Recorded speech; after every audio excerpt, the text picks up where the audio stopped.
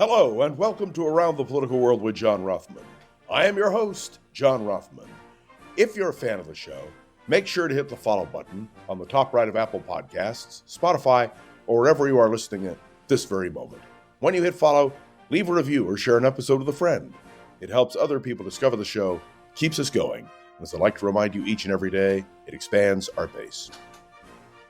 So what?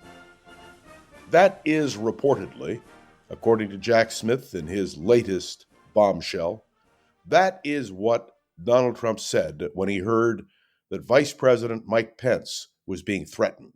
Hang Mike Pence, you remember that? Jack Smith's report, 160 plus pages, is fascinating. It leads us down a trail which concludes that Donald Trump wanted to subvert the American election of 2020.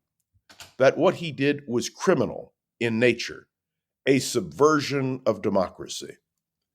I've talked about this a lot, and we've talked about it a lot since January 6th, and all of you have your own point of view. But so what? So what? The whole essence of America is belief that our system can work. And when a public official, the Vice President of the United States, when his life is threatened, and Donald Trump responded, "So what?" That was it. There is also a question about what is an official duty versus an unofficial duty. Certainly what Donald Trump was doing, and Jack Smith makes the case convincingly, was not part of his official duties. What he was trying to do was to continue a presidential campaign which had lost an election and which he was determined to win. He even told his children, he's just going to keep going. We are going to win. This is a moment in time which every American should consider.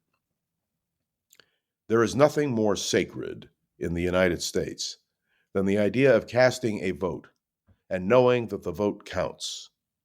And yet, Donald Trump clearly did not care on January 6th whether the will of the American people was done. He cared more about his own victory or his own defeat, which could be avoided. And therein lies the criminal case. I don't know whether this report will make any difference to Trump's supporters, but it should. They claim that they love their country. They claim that they are real patriots. They claim that their goal is the re-election of Donald Trump no matter what. Well, it does matter what. It matters how. And this damning report, and that's what it is, a damning report, needs to be considered by every American. Now, will it simply vanish on the dustbin of history? It depends. We know that if Donald Trump is elected president on November 5th, what he's going to do is to dismiss all charges against himself. He'll have his attorney general do that, and no doubt he will. But if he loses, then the American people will have a chance to see the evidence presented in court. That's what's important, that the bar of justice be maintained and supported by the American people.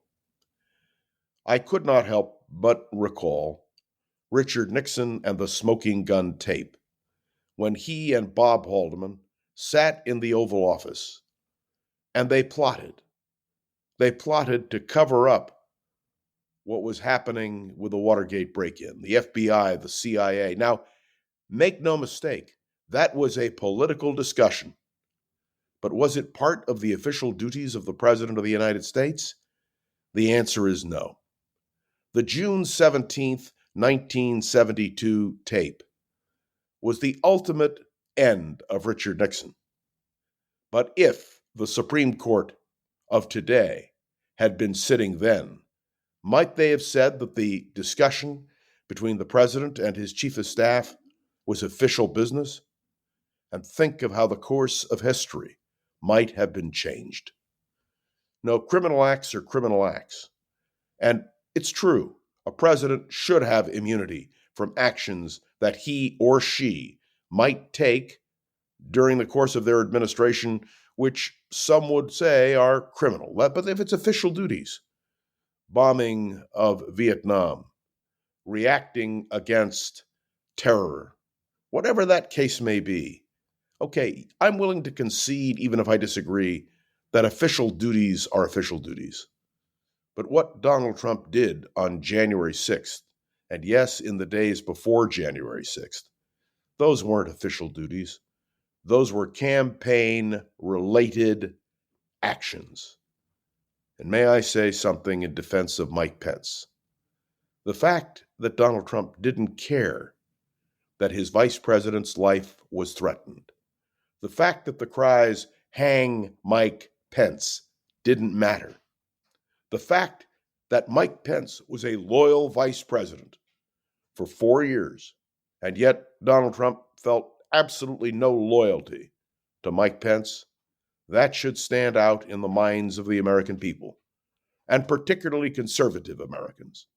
That is to say, those of you who believe that the conservative movement, as exemplified by Donald Trump, should prevail.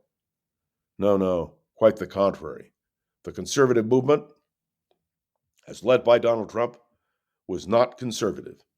It was a self-serving attempt to subvert the American Constitution and the American government.